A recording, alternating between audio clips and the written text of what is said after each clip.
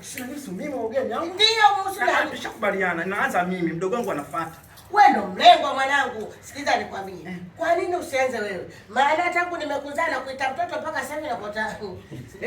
Na mwenzangu, tumekuwa wenzangu sasa hivi. Tunafanana. Yaani mama kwanza nashukuru kwa kunistiri.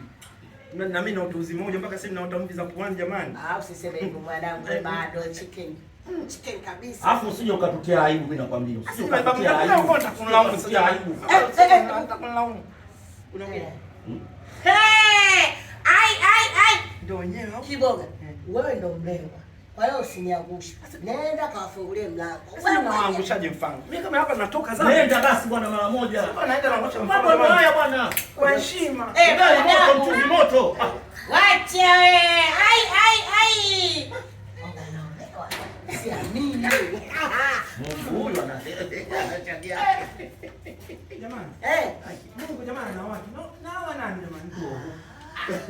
Kiboga nini tena? Kapokea wenyewe. Wanaingia sana kupokea wenyewe. Sasa kwa nini? Kwa nini?